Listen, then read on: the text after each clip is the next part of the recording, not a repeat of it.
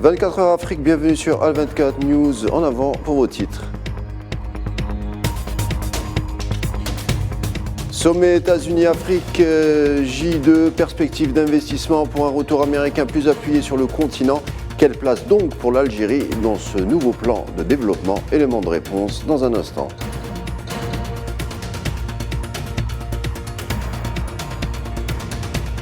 Tchad, y a-t-il eu un coup d'État avorté dans ce pays? De nombreux éléments des services de sécurité ont été mis aux arrêts.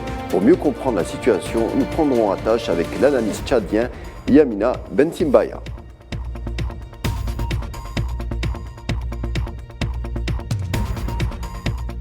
Évasion pour finir, puisque nous vous emmènerons dans le grand sud algérien. Djanet, la contrée aux 1000 sortes de sable, prisée de tout temps par le tourisme. Restez donc avec nous pour découvrir des images féeriques.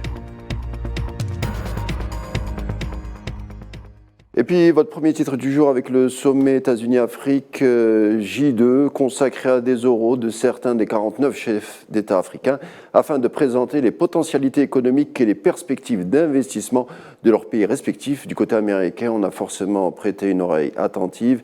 En effet, l'administration Biden tente surtout de regarder et de regagner de l'influence sur le continent africain face à la concurrence russe ou encore chinoise. Devenons un véritable pôle attractif pour les investisseurs étrangers. Avec l'adoption d'une nouvelle loi sur les investissements, l'Algérie souhaite promouvoir le partenariat bilatéral et développer la coopération dans divers domaines avec les États-Unis.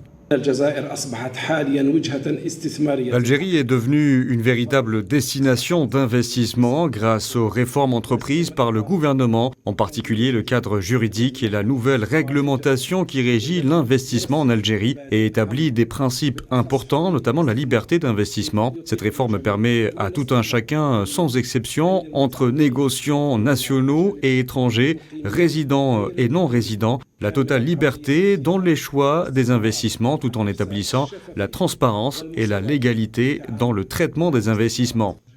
Pour la réussite des investissements algéro-américains, l'Algérie est déterminée à réunir toutes les conditions.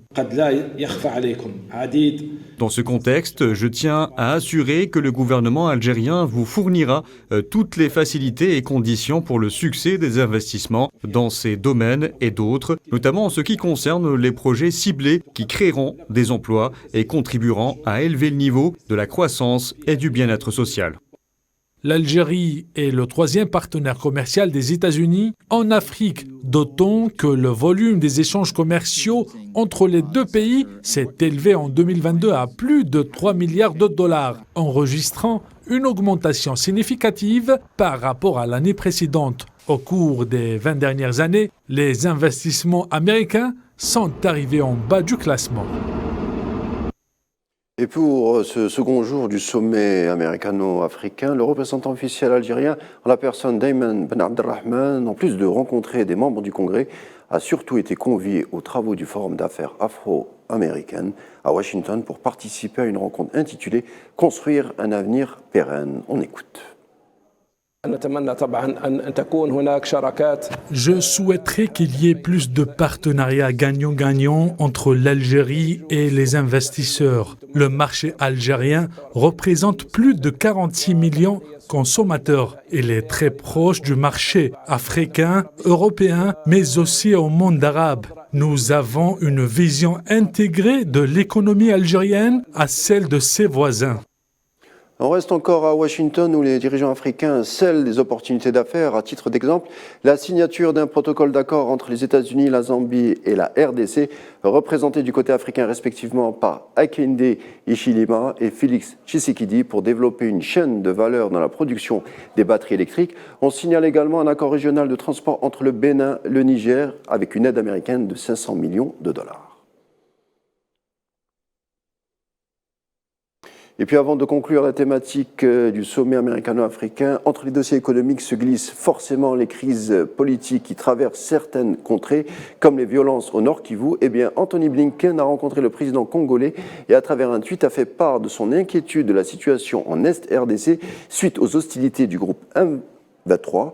Et le secrétaire d'État en a appelé un retour de paix immédiat, comme le stipuleraient les accords de Luanda. Et puis, autre sujet du jour avec une question. Y a-t-il eu une tentative avortée de coup d'État au Tchad? Depuis 24 heures, N'Djamena est en proie à des rumeurs de cette tendance. Ce que l'on sait de sources sûres est que plusieurs officiers supérieurs du groupement spécial terroriste ont été arrêtés et que le porte-parole de l'armée a été contraint de réagir avant de confirmer une vaine tentative menée par, dit-il, des perturbateurs. Et pour faire le tri, justement, concernant la situation tchadienne, nous recevons en direct de N'Djamena l'analyste politique Yamingui Bitsimbaya. Bonsoir, monsieur. Bonsoir. Alors, on peut le dire, le gouvernement de transition d'Idriss Déby reconnaît qu'il y a eu une tentative de coup d'État, mais n'est-ce pas un subterfuge pour renforcer ses pouvoirs? Oui, en fait, le porte-parole de l'armée a parlé plutôt d'une tentative de perturbation des institutions de la République. Mais ce n'est visiblement pas un subterfuge du tout, parce que c'est depuis le 9 décembre que les rumeurs circulent, faisant état d'une tentative de coup d'État, d'un coup d'État avorté. Et avec la prise de parole du porte-parole de l'armée, tout porte à croire qu'effectivement, il y a eu une tentative de coup d'État. Et ce n'est pas du tout un subterfuge de mon point de vue, parce que si cela avait été le cas, les autorités de la transition allaient plutôt mettre en avant les efforts menés pour déjouer la tentative. Là, je pense que le porte-parole de l'armée a plutôt insisté sur le fait que quelque chose s'est passé, mais que ce n'était pas si grave que ça. Merci pour votre intervention, Yamingui Bitsimbaya. Je rappelle que vous interveniez en direct de N'Djamena.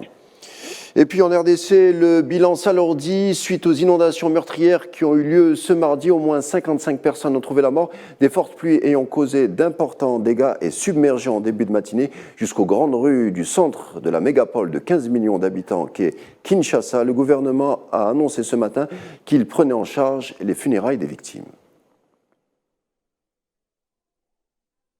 Direction Togo, pays de l'Afrique de l'Ouest en proie aux attentats de groupes armés rebelles. C'est justement pour endiguer cette menace que l'armée togolaise a réceptionné il y a quelques jours des hélicoptères de combat russes, des Mi-35. Ce renfort fait suite à l'acquisition de 2 appareils de transport de troupes de type Mi-17 qui viennent muscler en plus une flotte togolaise. Suite à un blocage de contrat d'armement avec la France, à cause d'un désaccord de la formation du personnel, la Russie vient ici en renfort pour muscler justement la force aérienne togolaise et sécuriser notamment la frontière du Nord sous pression des groupes armés.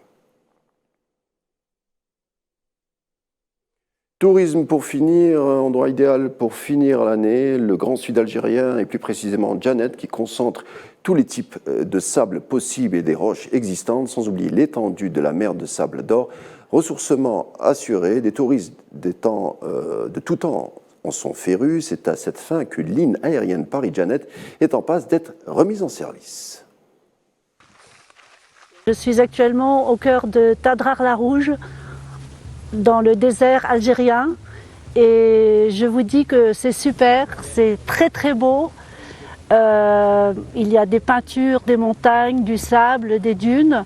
On est encadré par des Touaregs. Et la sécurité est très très bien faite. Faire la randonnée à pied, bon, c'est quelque chose de fabuleux parce que on découvre sans arrêt des paysages très très différents et tout change au fil de la journée. Le moment du bivouac, c'est aussi un moment très très sympa dans une bonne ambiance. Effectivement, ça donne envie. En attendant, merci de nous avoir suivis. Je vous laisse avec la suite des programmes sur Al24 News en vous souhaitant une agréable soirée.